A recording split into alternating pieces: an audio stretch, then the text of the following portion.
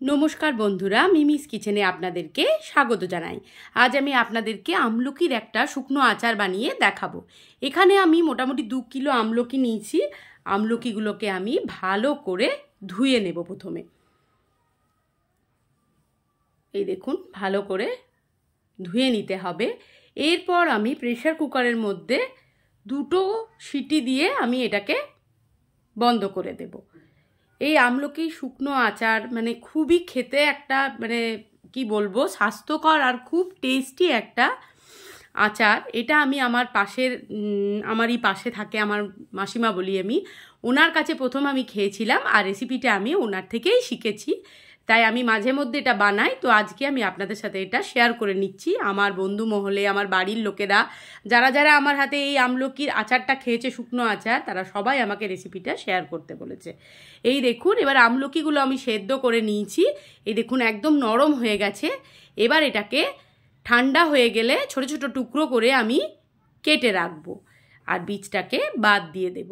এই যে এইভাবে ভেঙে যাচ্ছে। সেদ্ধ হয়ে গেলে আমলকি অটোমেটিক নিজের থেকে এইভাবে ফেটে বেরিয়ে আসে, বীজটা বেরিয়ে গেল। এবার বীজের মধ্যে যে আমলকিগুলো লেগে থাকে সেদ্ধ, ঠান্ডা হয়ে গেলে ওটা আপনারা চাইলে চুলে লাগিয়ে নিতে পারেন বা স্কাল্পে খুশকি থাকলে খুবই ভালো। আর চুলের জন্য তো আমলকি খুবই ভালো, সবাই জানেন। এরপর আমি আমলকিগুলোকে এই দেখুন কেটে নিয়েছি টুকরো টুকরো করে আর বীজ বাদ দিয়ে দিয়েছি। এগুলোকে আরও ছোট করে কাটতে হবে আমি দেখাবার জন্য, জাস্ট এইভাবে। এবার আমি দিয়ে দেবো এখানে নুন।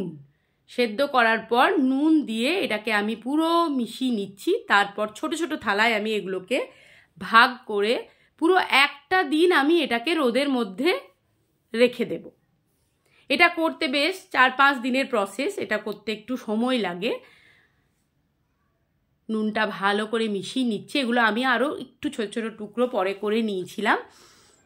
পুরো একদিন শুধু এটা রোদ খাবে নুন দেওয়ার পরে। এবার থালাতে না, ছোট ছোট থালাতে এটা ভাগ করে নিতে হবে। এরপর একদিন পরে আমি এটাকে একটা বড় পাত্রের মধ্যে ঢেলে নিয়েছি 2 কিলো আমলকি। আর আমি এখানে 700 গ্রাম চিনি, 2 কিলো আমলকিতে কিন্তু 700 গ্রাম মতন চিনি আমি গুঁড়ো করে নিয়েছি। এবার আমি চামচে করে পুরো গুঁড়ো চিনিটা এর মধ্যে দিয়ে মাখিয়ে নেব। হাত দিয়ে মাখালে হবে না, হাত দিলে যে কোনো আচার বা দেখবেন এগুলো বড়ি, এগুলো একটু খুব শুদ্ধভাবে শুদ্ধাচারে করতে হয়, নাহলে খারাপ হয়ে যায়। সব কিছুর একটা ব্যাপার আছে। তো চিনিটাকে এইভাবে দিয়ে আপনারা চামচে করে মাখিয়ে নেবেন।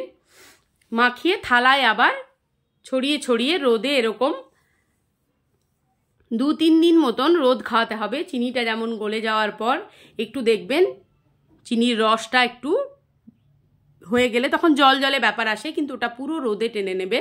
জিনিসটা খেতে জাস্ট ফাটাফাটি হয়, খুব ভালো লাগবে। একবার বানিয়ে খেলে মনে হবে বারবার এইটা বানিয়ে খায়। আর খাওয়া তো সত্যিই আমলকি খুব ভালো। এই দেখুন, এবার আমি থালার মধ্যে ডিভাইড করে নিয়েছি এইভাবে। এবার এটাকে আমি পুরো টানা 3 দিন রোদ দেওয়ার পর এটা এরকম আকারে নিয়েছে, ব্যাস। আর কিন্তু রোদ দেওয়ার দরকার নেই। এবার আমি একটা ড্রাই রোস্ট মশলা বানাবো। জিরে আর জোয়ান, ছোট বাটির 1 বাটি জিরে আর ছোট বাটির 1 বাটি জোয়ান নিয়ে আমি এটা ড্রাই রোস্ট করে নিচ্ছি।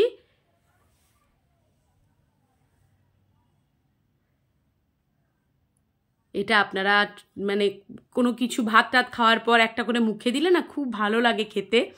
দেখবেন মাছ মাংস খাওয়ার পর মুখটা একটা কেমন হয়ে থাকে। এইভাবে আমলকি যদি একটা করে আপনারা মুখে দেন, দেখবেন খেতে একটা অসম্ভব সুন্দর, মুখের স্বাদটাই পুরো বদলে যায়। খুব ভালো লাগে আমলকিটা খেতে।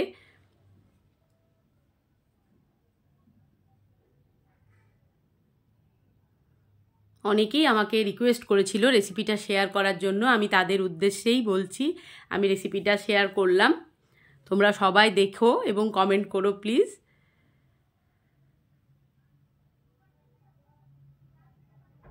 এই দেখুন, এটা পুরো একটা জায়গায় আমি নিয়ে নিয়েছি, একটা স্টিলের বাটিতে।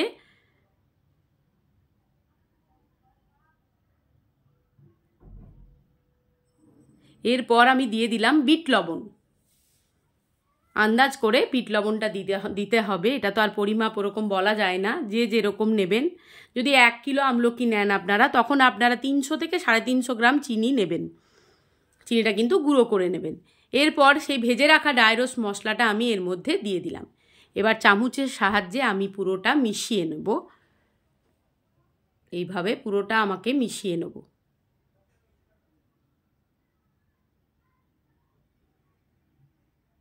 এবার একটা কাঁচের কন্টেনারে ভরে আমি চীনামাটির পাত্রটাতে আমি এর মধ্যে ঢুকিয়ে রেখে দেব।